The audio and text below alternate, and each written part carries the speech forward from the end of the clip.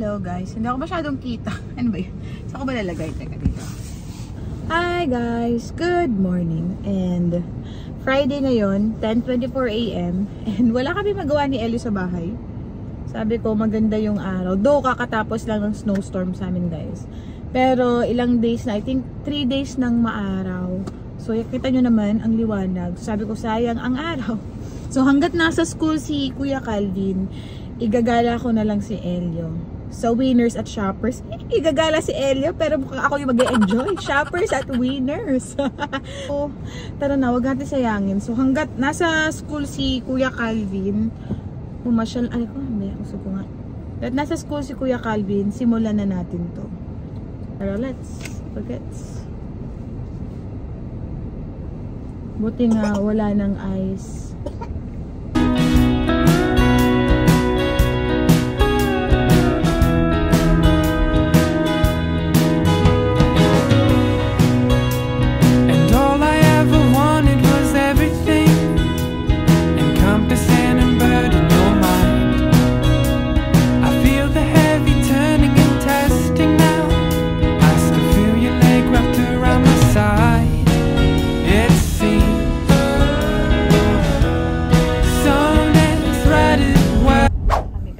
Ng Winners. Tulog. Ayan. Hello. Ay, ang gulo ng buhok. Ayusin ko lang. Ayan, yung mga nakikita dito sa Winners. Mga beauty products. Kaya gusto kong tumatambay dito guys. Kasi tignan nyo naman. Oh, diba? Mas mga naka-sale prices na yan. Yan, mga eyelash. Naghanap ako ng eyelashes kasi meron ako may makeup pa ng March. Parang ganito, $9 yan. Yung mga makeups din, ayan.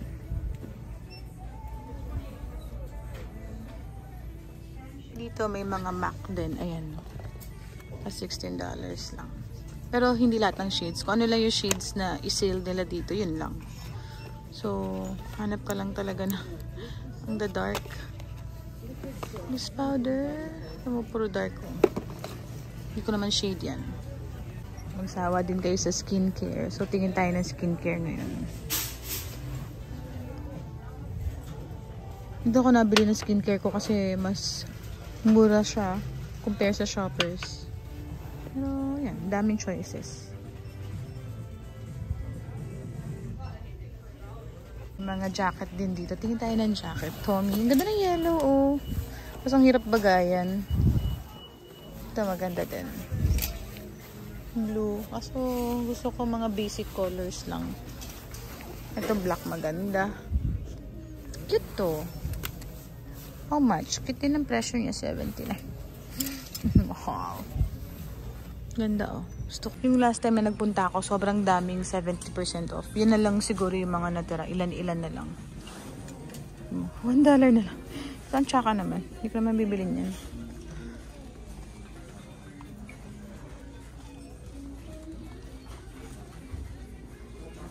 Ay, wala na, ubos na yung magaganda. Ayan, marami pa pala silang 70 off dito, so tingin tayo. Ayun bra, kaso naman ang lalaki, hindi ko naman size yan. $3 na lang oh, diba? Ito masyado mapusok, ayoko nyan. Baka magka-baby number 3 kami bigla ng daddy pag ganito sinuot ko. Pero ang ganda oh. Ang tayo ng ano lang, yung, alam mo yung fairness, ang ganda nito, $9 na lang oh. Walang bumibili, pero pag na-stylean mo to, ang ganda nito, ayan. Parang pag may event ka, pwede itong suotin. Kagabi, mga sale nila, oh, $2.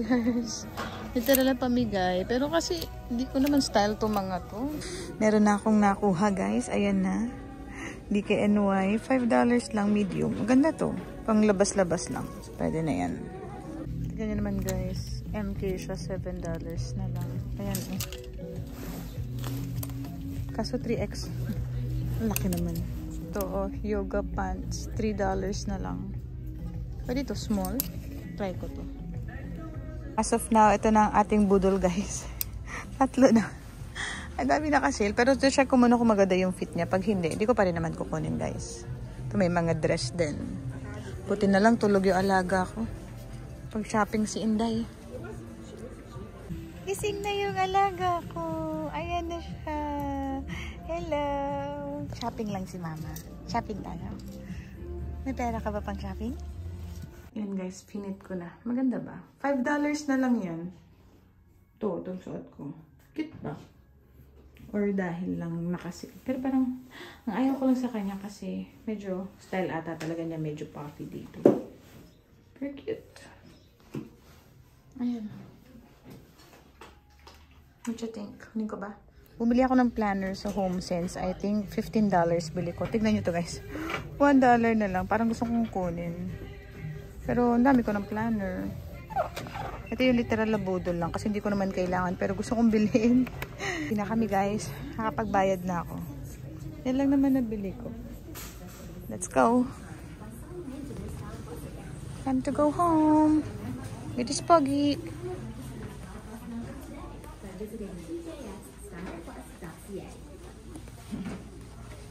Punta na kami ng parking. Parking na tayo.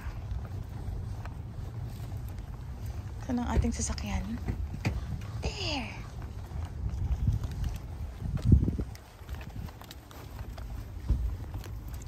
Hi, Snow!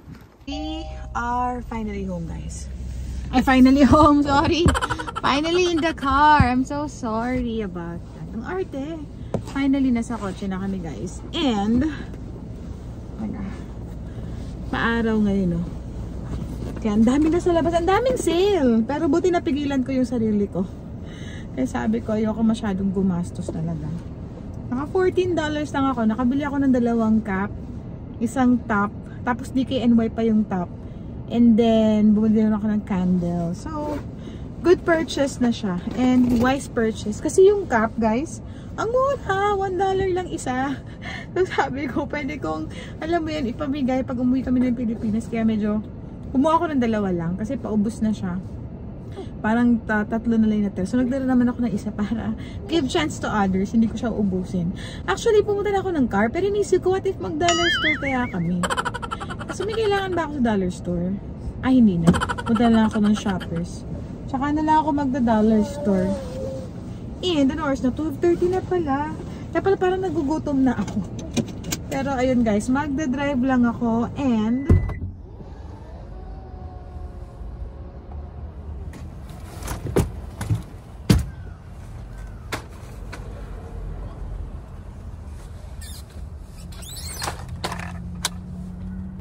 hello! Hi! Gagala ulit! Sa Shoppers naman kami, guys. Galang-gala. Diba? Sulitin natin yan hanggat naka-maternity leave si mama. Pag nag-work na si mama, busy na ulit, no? Ayoko na nga iwanan to eh. Pero sa bahay lang naman ako mag-work. Pero diba, hindi na ako ganun ka, yung attention ko talaga mawawala sa kanya. Let's go na. Dito na kami sa aming next stop, guys. Shoppers. Tuma tayo sa hair. Kasi gusto kong bumili ng pangkulay ng buhok. Ay, ang lamig. There. You're now open para you can see. You wanna see what's in here? Ay, walang naka-sale. So, mukhang di tayo bibili ng pang-color. Ay, walang naka-sale. So, di ako bibili, guys. Okay, so bumalik ako agad ng sasakyan. Kasi wala namang sale. Normally sinisale yung mga pang-color ng buhok. Eh, alam niyo, practical tayo. Yung kung bumili ng pangkulay ng buhok kung di naman nakasale. Kasi kaartihan lang naman siya. Once lang siya. Ganun ang rule ko sa buhay. Pag once, make sure na nakasale. Pag need, kahit hindi nakasale, pwede mong bilhin. Pero pag sa mga bagay na ganito ka, and from time to time, dahil lagi naman ako namimili, guys. Lagi pupunta sa mga Shoppers and all, like Walmart, laging sinisale yun. So, nagtaka ako, ba't hindi siya nakasale? First time.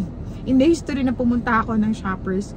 First time kong walang makitang sila pang kulay ng buhok. So, I'm planning, ito punta kami ng mall ni Elio. Or, kasi ano na 12:38, so parang 1 na lang. Siguro Walmart na lang kami pupunta ni Elio. And then, uuwi na kami. Kasi, gusto ko na umuwi.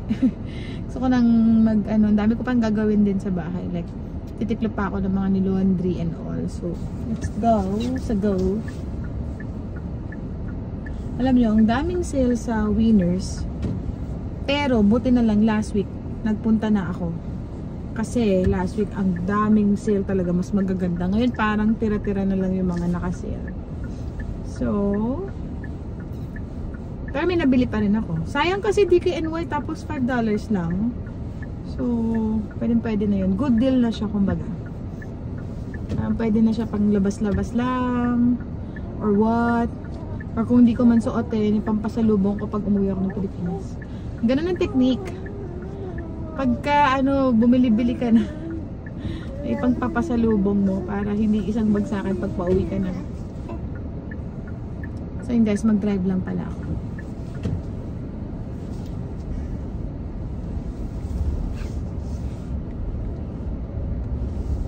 Dito na kami sa loob ng Walmart.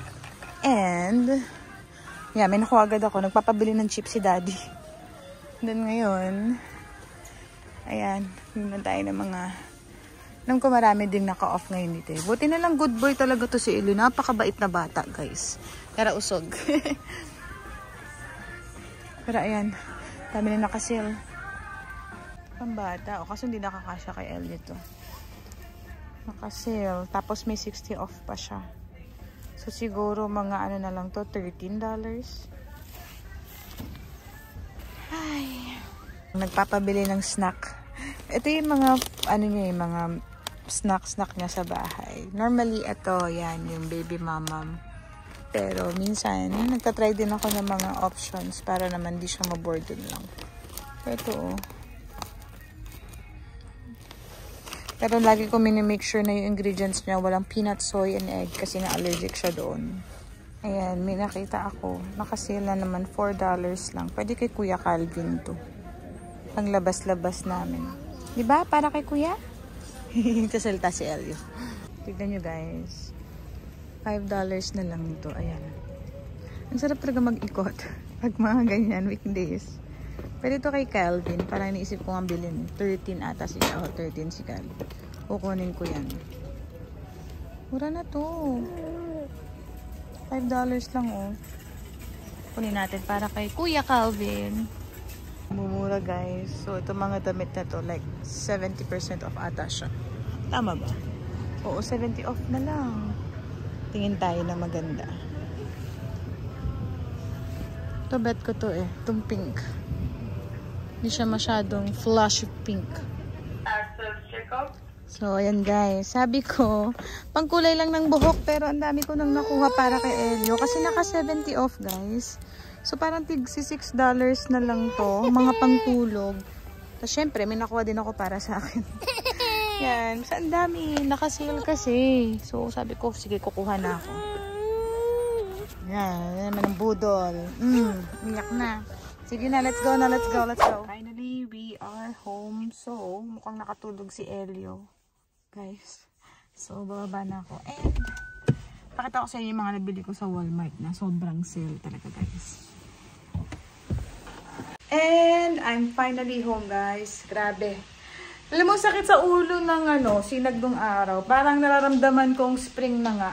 Kasi yung parang yung baba nung araw, alam ko spring na. Say hi. Nag-vlog ako. Nagluluto siya habang nag-work. Anong luto mo? Gutom na ako. Uy, ang sexy ko pala. Nag-workout kasi ako kahapon, guys. Wow! Isang araw lang, sexy na agad. Ang pajama na nabili ko kay Ellie, 3 siya. Parang tig $6 na lang to. So, malalaki pa. Pero pag lumaki, mabilis kasi lumaki si Elio. So, binili ko na siya. And then, candle. Alam niyo namang mahilig kami sa kandila. Sa bahay na to, naka-sale. So, $6 na lang siya. Bango. I like the scent. At may nakita ko, small siya. Nag-iisa na nga lang din. So, kinuha ko na. Ayan na si Pogi. He's home. How's school? Good. What did you do? It's right the Calvin. And what else? It's right the moose. Ayan na si Elio nagising. Nasa Who's handsome? Calvin or Elio? Calvin. Obo, paano si Elio? Elio. Who's handsome? May sugat na naman guys. Okay na yan eh. Tapos sugat na naman ng ilalim niya. Naka!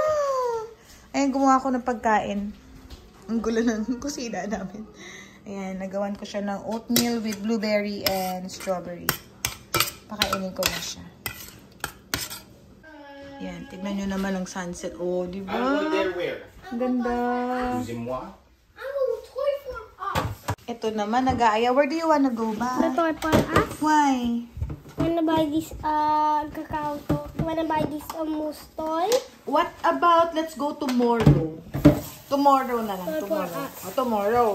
Oh, you sleep first, and then tomorrow when you wake up, let's go to Toys R Us. Oh, you sleep na. Today or tomorrow? Today? Okay guys, so pupunta sila ng Toys R Us. And nagpapabili siya ng laruan. So gagamitin namin yung pera niya. So, nagbibilang kami ngayon. Ayan, yan yung pera niya. This is money. How much is the toy? $20. No, 12 lang. So, how much is this? $2. 2. How much is this? $3. $1. So, when you put together, 3, 4, 5, 6. Tuwa pala ako. Marami sa inyo nakagusto ng mga daily vlogs. Akala ko ayaw nyo yung mga ganun. Eh, kasi parang wala naman kami ginagawa sa bahay. Mga casual routine lang naman namin sa bahay. Kaya minsan nag-aalangan akong gumawa ng daily vlogs. Pero marami sa inyo na gusto yung daily vlogs. So sabi ko, why not? Gawan lang tayo ng daily vlogs lagi. And ayun, baka end ko na yung vlog dito guys. Kasi ang gulo ng baba namin. Kinako lang yung pintuan. Umalis na sila daddy. So ayun, baka end ko na yung video dito guys. Kasi hanggang tulog sila. First time ko magka-me time. Kaya nga pinaalis ko na rin sila para magka-me time naman ako. Gagawin ko ngayon. Nanood ako ng TV. So ayun guys, I'll be ending the vlog here. So see you in my next vlog. Bye!